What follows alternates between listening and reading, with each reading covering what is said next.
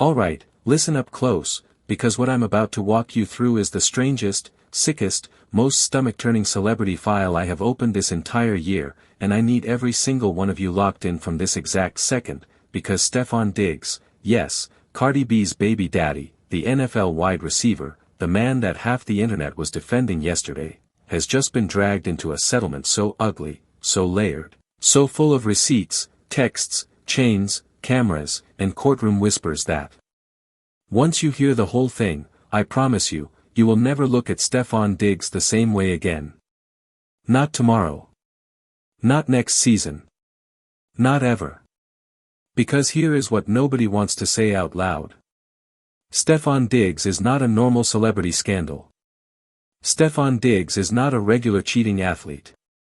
Stefon Diggs is walking around with more allegations, more lawsuits, more contradictions, and more suspicious paper trails than any active NFL player in the league right now, and every single time a new document drops, Stefon Diggs does the exact same thing: deny, deflect, delete, and send somebody else to handle it. And this week, that pattern finally cracked wide open. Because the man who accused Stefon Diggs of drugging him and touching him, the same man Cardi B publicly called a light-skinned lizard, that man, Chris Griffith, just settled a separate $10 million lawsuit tied to a beatdown that Stefon Diggs' own younger brother is accused of carrying out. $10 million. Settled. Quietly. In the shadows. While the bigger, uglier, more dangerous case against Stefon Diggs himself, the one about what allegedly happened inside that Maryland mansion, is still very much alive and moving forward. And once you understand what this settlement actually means, you're going to realize why Cardi B might be sitting on a bomb she cannot defuse. Truth is, this story has more layers than a wedding cake, and every layer smells worse than the one under it. Let me walk you through the timeline, because the timeline is the whole game. Here's the wild part. According to the court documents obtained by TMZ, Chris Griffith agreed to drop his $10 million lawsuit against Stefon Diggs' brother, Darez, and the Los Angeles apartment complex where the alleged attack took place back in 2023. Chris Griffith claimed that Darez ambushed him, jumped him, stripped him, robbed him of over $100,000 in luggage, jewelry, clothes, and one very specific one-of-one chrome hearts chain that later, and I cannot stress this enough, showed up around Stefon Diggs' own neck at an NFL game. Stefon Diggs literally wore the alleged stolen property in public. On camera. To work. Read that back to yourself. Check this. The chrome hearts chain that Chris Griffith says was ripped off his neck during a beatdown that was captured, on multiple angles, by 4K surveillance cameras in downtown Los Angeles, that same chain later showed up as a trophy piece on Stefon Diggs. And the internet caught it. Screenshots exist. Comparisons exist. Chris Griffith himself pointed it out, described the piece as one of one, and said flat out that Stefon Diggs was flaunting stolen goods. Now if that alone doesn't make your eyebrows lift, I don't know what will. Because see, the beatdown wasn't the beginning. The beatdown was the cover-up. The real story starts 7 days earlier, inside a Maryland mansion that belongs to Stefon Diggs, and it's a story so dark that Chris Griffith says he still cannot sleep through the night without reliving it. According to Chris Griffith's court filing, he and Stefon Diggs went out to several clubs in the D.C. area on the night in question. Somewhere during that night, Chris Griffith says Stefon Diggs handed him something described as a candy. Shortly after taking the candy, Chris Griffith says he started feeling disoriented, dizzy, unable to control his own body. Chris Griffith believes the candy contained a drug or an intoxicating substance he did not knowingly consent to. And that, right there, is the accusation that Stefon Diggs cannot shake, no matter how many times he denies it. Watch this closely. Chris Griffith claims that during the car ride back to Stefon Diggs' Maryland home, Stefon Diggs pulled himself out inside the vehicle and began stroking himself in front of him. Chris Griffith says he told Stefon Diggs to put it away, to stop, to leave it alone. But he also says he was too physically compromised at that point to fully defend himself, to jump out of the car, or to control his body the way he normally would. And when they arrived at Stefon Diggs' house, a house that Chris Griffith describes as a fortress with a vault-like gate taller than a full-grown man. Chris Griffith says Stefon Diggs then put his tongue in his ear and whispered for him to come to the bedroom. And instead of following Stefon Diggs, Chris Griffith says he hid inside a bathroom for 45 minutes. 45 minutes. Frozen. Trapped. Inside the home of one of the wealthiest and most physically imposing wide receivers in the National Football League.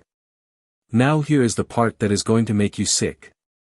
When Chris Griffith finally came out of that bathroom, he says Stefon Diggs' younger brother and 2 women were waiting for him. He says they threatened him, told him to stay quiet, then accused him of stealing from the home. He says they stripped him, beat him, and forced him out with nothing, no shoes, no jacket, no bag, no belongings, no dignity. And remember this, Chris Griffith says every single item that was allegedly stolen from him was later posted online by Stefon Diggs' brother as if they were bragging trophies. Chains.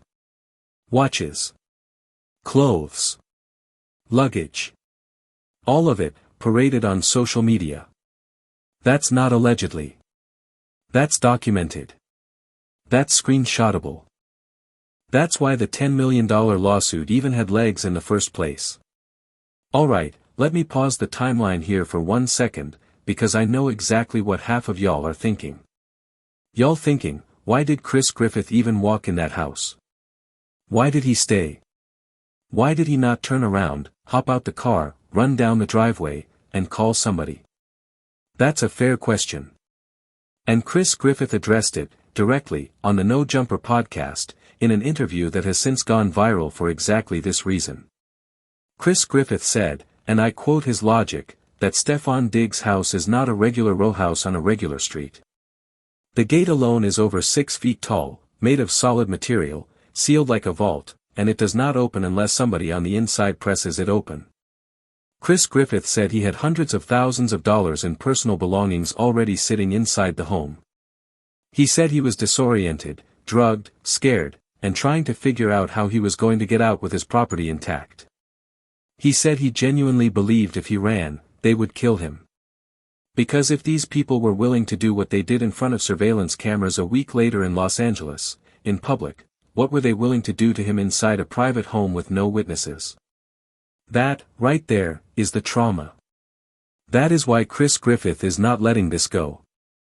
That is why Chris Griffith is not accepting money in exchange for silence on the main case.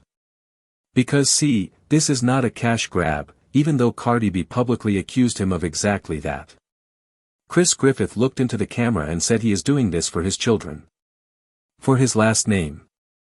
For the fact that 2 documented, on-camera attacks happened to him within a 7-day window and nobody in the mainstream media wants to talk about that part. But hold on, because now we have to bring Cardi B into this, and this is where the whole thing detonates. Cardi B, one of the biggest female rappers on the planet, currently in a relationship with Stefon Diggs, currently sharing a baby boy with Stefon Diggs, went live and publicly trashed Chris Griffith. Cardi B called Chris Griffith a liar, called him a thief, accused him of doing this for money, and mocked him as a light-skinned lizard while defending her man on camera. Cardi B said Chris Griffith came to her whispering about money and settlements, and when the story didn't get picked up the way he wanted, he spiced it up and added the sexual allegations. That's Cardi B's official position. That's the Cardi B narrative. But Chris Griffith responded, and he responded like a man with receipts. Chris Griffith said, and this quote is now stamped into internet history, I have too much respect for Cardi and for women in general for me to say anything disparaging back to her. But mama, please take the blinders off.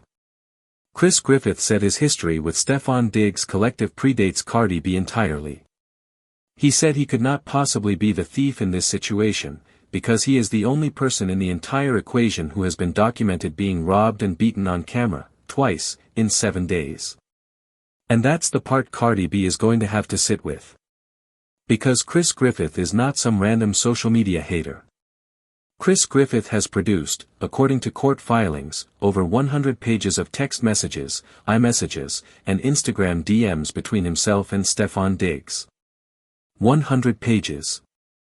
Photos of the 2 of them together. Established communication. Established relationship. And Stefon Diggs' own legal team is now demanding a judge force Chris Griffith to hand over Instagram messages that Stefon Diggs claims he can no longer access because Chris Griffith blocked him. Read that again. Stefon Diggs is admitting, through his lawyers, that a communication history exists, he just can't get to it anymore. Which raises the obvious question. If you and this man are strangers, why do you have 100 pages of messages with him? If you and this man are strangers, why are there photographs of the two of you together? If you and this man are strangers, why did your younger brother spend a full week hunting him down across 2 different states just to beat him up and take his chains? Truth is, none of this smells like a stranger. None of this smells like a shakedown from a random opportunist. None of this smells like a cash grab, to borrow Cardi B's phrase. Because a cash grab does not survive 100 pages of documentation, 4K surveillance footage, a criminal conviction against Stefon Diggs' own brother in the state of California, and a settlement of one of the 2 active lawsuits. Because let's be clear about something. Stefon Diggs' brother was not just accused. Stefon Diggs' brother was charged and convicted by the state of California for the Los Angeles attack. That's not allegedly. That's a matter of public record. That's the state of California saying, on the record, that Chris Griffith was assaulted, and that Stefon Diggs' brother did it. That fact alone destroys the entire "he's making it up for money" narrative that Cardi B is trying to sell to her fans. And this is the part that Stefon Diggs cannot survive politically. Because in the court of public opinion, Cardi B is not just Stefon Diggs' girlfriend. Cardi B is a shield. Cardi B has an army. Cardi B's fanbase is loud, loyal, and ready to fight anybody who comes at her man. But now Cardi B is publicly defending Stefon Diggs against allegations that come with documented, on-camera, court conviction-level proof of violence. And that is a very dangerous corner to be painted into. Watch this closely, because this is where the story shifts from tabloid to cautionary tale. Some of y'all are old enough to remember what happened with Nicki Minaj and her husband. Nicki Minaj married a man with a permanent record, a registered offender who cannot legally be near schools, cannot be near certain neighborhoods, and cannot escape his own paperwork. And Nicki Minaj spent years trying to defend him, deflect from him, and pretend the internet was lying. And now, every time Nicki Minaj's name trends, that history trends with her. Forever. That is not a comparison I am making lightly. That is a warning to Cardi B, in real time, from history itself. Because Cardi B is on the same slope. Cardi B is publicly attaching her name, her brand, her music, her clothing lines, her endorsements, and her mothering reputation to a man who has settled one lawsuit and is still fighting an active sexual assault lawsuit that involves text messages, photographs, drug allegations, and a locked vault mansion. And if Stefon Diggs loses that second case, the one that is still pending, Cardi B is not going to be able to walk it back. Cardi B is going to be locked to that verdict for the rest of her career. Here's the wild part. Even Chris Griffith knows Cardi B did not sign up for this. In his own interview, Chris Griffith said the reason Stefon Diggs cannot possibly be telling the whole truth is because, and I quote his logic, how many kids were born last year with the last name Diggs? That was Chris Griffith's exact rhetorical. And when the interviewer asked if Cardi B would ever really sign up for all of that if she knew the full picture, Chris Griffith said, calmly, I don't think she would have. That's not an attack on Cardi B. That's Chris Griffith saying, out loud, that Cardi B is being lied to just like he was. Because see, Stefon Diggs has a pattern. Stefon Diggs allegedly had a full model pregnant with a child while Cardi B was carrying his baby. Stefon Diggs has multiple babies from multiple women born within the same calendar window. Stefon Diggs has had public beef with Offset, Cardi B's estranged husband, over Cardi B herself. Stefon Diggs is walking around at the center of a chaos storm so thick that even his own teammates keep their distance. And the settlement, the $10 million settlement with the brother, is not a win. Let me repeat that for the people in the back. The settlement is not a win for Stefon Diggs. The settlement is a firewall. The settlement is Stefon Diggs' family paying money to shut down the softer of two lawsuits so that the harder one, the sexual assault case, can be fought without a second courtroom bleeding out at the same time. That is legal strategy 101. That is not innocence. That is triage. And remember this. The settlement filing does not disclose how much Chris Griffith actually received. The dollar amount is sealed. Which means Chris Griffith may have walked away with anywhere from a symbolic dollar to a real number that would silence a lesser man. And Chris Griffith is still, on the record, pressing forward with the second case against Stefon Diggs himself. That tells you everything you need to know about what Chris Griffith actually wants. Chris Griffith does not want money. Chris Griffith wants a public reckoning. And when the TMZ reporter, bless her heart, but come on, asked Chris Griffith whether he and Stefon Diggs could ever be friends again after all of this, Chris Griffith just stared at her. Because what kind of question is that? A $10 million suit was just settled. A criminal conviction landed in California. A separate sexual assault case is still pending. And you're asking if they're gonna go back to brunch?